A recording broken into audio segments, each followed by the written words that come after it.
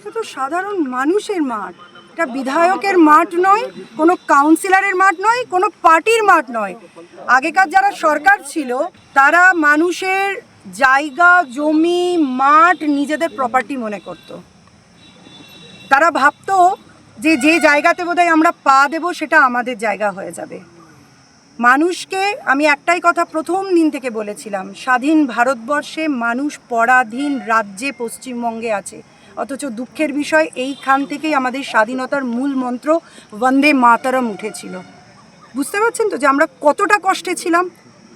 এই প্রথম মানুষ এই মুক্ত আকাশের নিচে মুক্ত বাতাসে নিঃশ্বাস নিতে পারছে, শ্বাস প্রশ্বাস নিতে পারছে। একটা জায়গাও কিন্তু কোনো পার্টির নয়। আমরা মানুষের জন্য এসেছি, মানুষের আশীর্বাদ নিয়ে এসেছি, ইলেক্টেড হয়ে এসেছি, ছাপ্পা ভোটে আসিনি।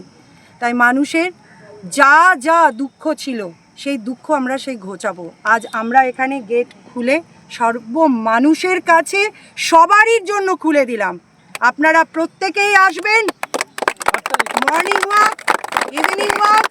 আমার যারা যুব সমাজ তাদের খেলাধুলা, যারা ছোট ছোট ছেলেমেয়েরা মায়েরা যাদেরকে নিয়ে আসে, প্রত্যেকে আসবেন। কোনো অসুবিধা হলে আমাকে জানাবেন।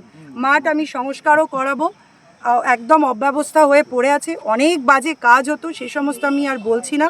পুলিশ প্রশাসনকেও বলবো এই জায়গাটাতে আপনারা একটুখানি রাত্রের পরে একটু আপনারা টহল দেবেন, কারণ যে সমস্ত লাইট বন্ধ থেকে এই জায়গাটা আপনারা হয়তো জানেন না।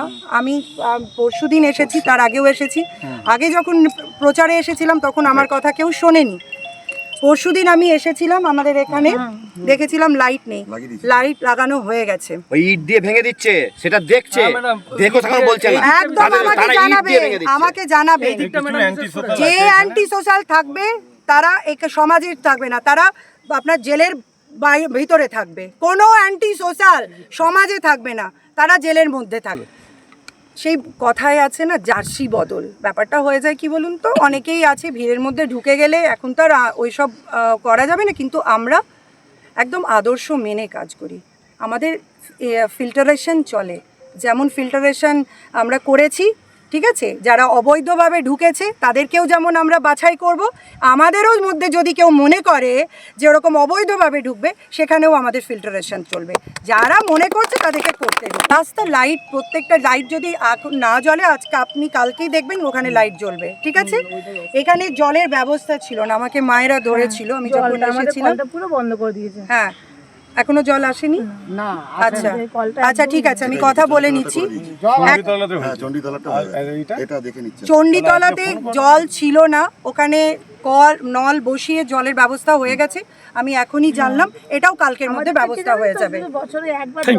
না, আমি আমি আমি ব্যবস্থা করে দেবো মা, কোনো অসুবিধা নেই। জিমের আমি ইউনিভার্সিটির সঙ্গে কথা বলবো, এবং আমি চাইবো যে একটা দেখুন মেনটেন করতে হয় সব জায়গায়, ঠিক আছে, কি আছে সিস্টেম সেটা জেনে সাধারণের জন্য আমি জিমটাকে ওপেন করবার ব্যবস্থা করব। কিন্তু সাধারণ যারা যাবে তাদেরকেও সেটা মেনটেন করতে হবে, কারণ কোনো জিনিস যদি মেনটেনেন্স না থাকে তাহলে সরকার যদি করেও দেয় সেটাকে আমরা চালিয়ে নিয়ে যেতে পারবো না। সেটা আমি সবারই সঙ্গে বসে কথা বলবো। ধন্যবাদ।